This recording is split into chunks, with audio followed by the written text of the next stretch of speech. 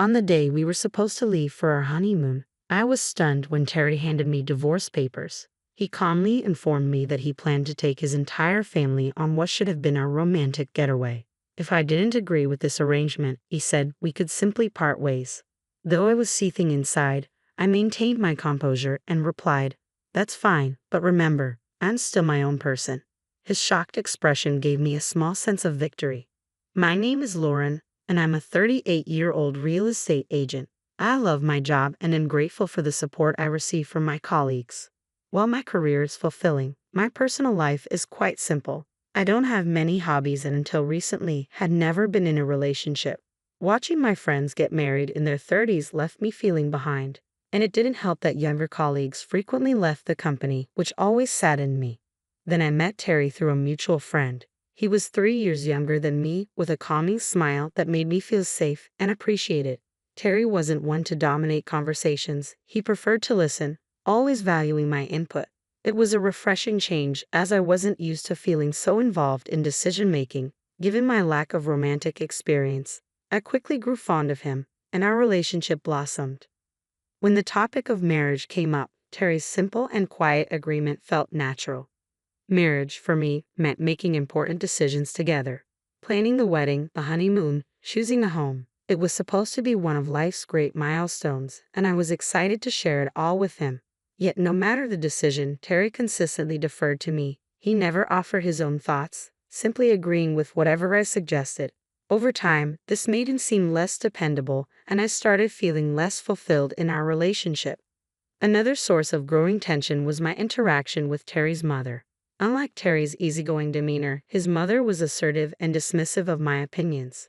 From the first time we met, she laid out her expectations. "Lauren, once you're married, you'll quit your job and focus on the household, right? You're not getting any younger, and if you wait too long, you might miss your chance to have children. Terry is working hard, so as his wife, you should dedicate yourself to the family." She had very traditional views, believing that a wife should manage the home while the husband provided financially. What she didn't know was that I earned more than Terry. He didn't mind this and had even told his parents, but his mother disapproved. "A woman who earns more than her husband isn't endearing," she said, tone dripping with condescension. "Besides, can you even manage household chores?" She doubted my ability to cook, clean, or care for Terry's health, despite knowing very little about me. Despite her harsh judgments, I had always tried to maintain peace. But when Terry handed me those papers, I realized how little he'd stood up for me, and I knew it was time to prioritize myself. I knew I was more than capable of managing household responsibilities. After living independently for years, I was determined not to quit my job after marriage. I wanted to prioritize my aspirations just as much as Terry prioritized his. However, whenever my mother-in-law criticized me, Terry would remain silent, simply nodding in agreement with her. His passive response left me questioning whether I could rely on him as a lifelong partner. Part of me wondered if Terry's youth played a role in his behavior. Maybe he would grow into a more assertive and supportive partner over time. Yet I couldn't shake the fear that if this marriage didn't work out, I might never marry at all. My mind felt like a battlefield, caught in a tug of war between anxiety and hope. With so much planning still left for the wedding, choosing the honeymoon destination, organizing time off work, the clock was ticking, and the list of tasks kept expanding, only adding to my stress. As the unease continued to build, I juggled hectic days filled with both work commitments and wedding planning. One day, I brought up our honeymoon plans with Terry, noting that due to our work schedules, we could only take a long vacation soon. "Should we plan our honeymoon during that period?" I asked. "Yeah, that sounds good to me," Terry replied. It was fortunate that our work downtimes aligned, giving us the best chance for an extended break. However, a snag appeared in our wedding planning. The venue I had always dreamed of was so popular it was booked solid for the next year. "What do you think about having the honeymoon before the wedding?" I proposed, recalling that I'd read about some couples choosing this route. "If we wait to have the wedding first, it could be another 3 years before we can take our trip." "If you're okay with it, Lauren, then I'm fine with it too," Terry said. While I felt relieved that he didn't object, his easy agreement left me wishing he would express more of his own thoughts. Part of me appreciated his lack of opposition, yet another part craved a more active role in our planning and decision-making. I moved forward with our plans and we ultimately decided to spend our honeymoon in Europe. I felt torn between choosing Florida for its convenience and the allure of Europe's rich culture. In the end, I was drawn to Italy, captivated by the idea of strolling through charming streets and indulging in exquisite food. I was also eager to explore local boutiques for stylish accessories and perhaps pick up some special tableware to celebrate the beginning of our new life together. After weighing various schedules and destinations, I finalized all the arrangements about a month before our trip. By then, my excitement was palpable. It would be my first trip overseas, and I couldn't wait to embark on this adventure with Terry, hoping it would bring us closer and maybe encourage him to open up more in the future. The thrill of planning our European honeymoon completely consumed me. My days were filled with excitement as I busied myself selecting travel essentials and outlining our itinerary.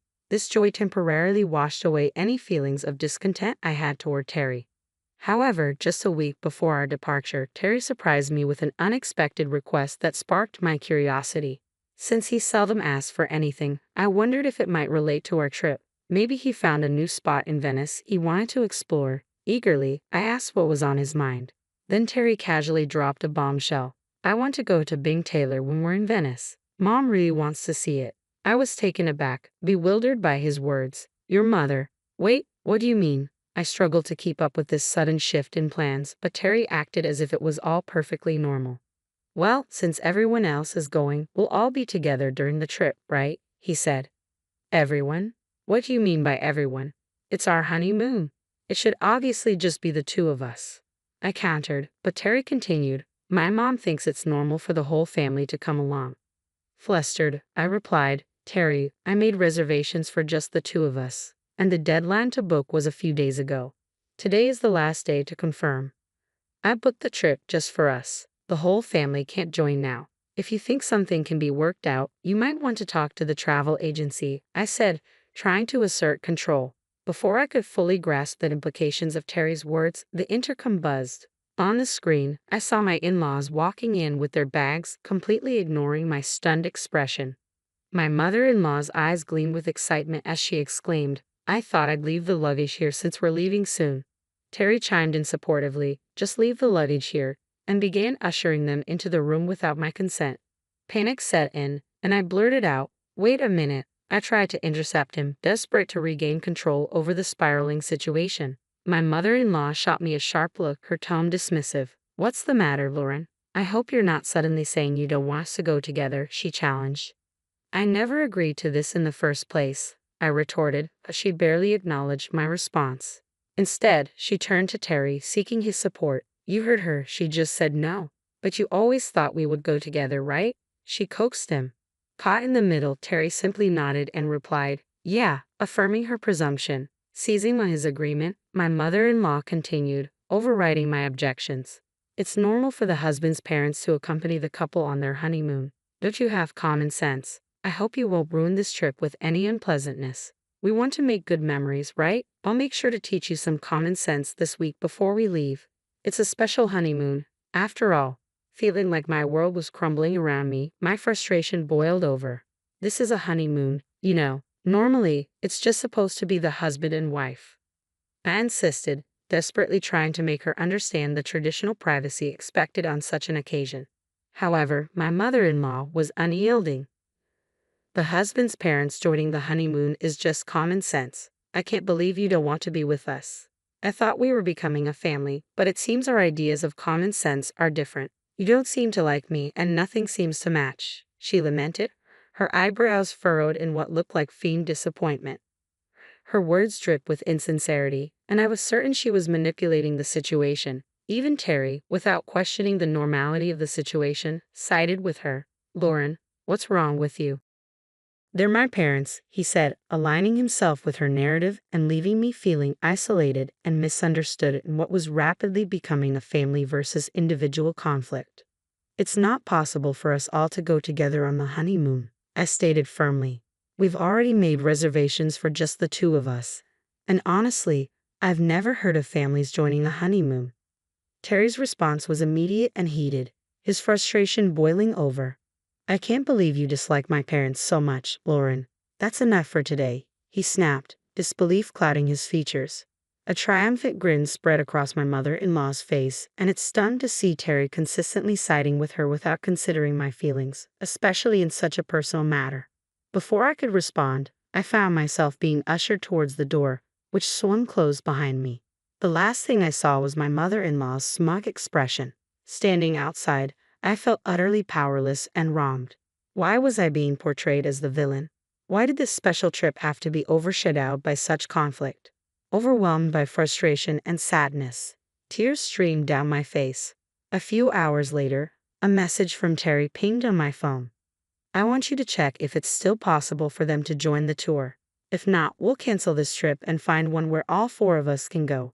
Please think rationally so we can sort this out properly. His words left me dumbfounded, suggesting that the fault lay with me and leaving no room for an apology or discussion. Terry hadn't contacted me since the argument, likely to avoid upsetting himself. Time dragged on, and soon the day of our honeymoon arrived. Despite my emotional turmoil, I had spent a month preparing for this trip and felt I couldn't just walk away from it. As I got ready, the intercom buzzed. It was Terry coming to pick me up. We hadn't seen each other since our fight, and I was unsure how to act around him. His arrival should have signaled that we were still going on the trip together, but oddly, he carried no luggage. Instead, he extended an envelope to me. When I opened it, my heart sank. It contained divorce papers. After hurting my parents, you still plan to go on this trip, don't you? He accused.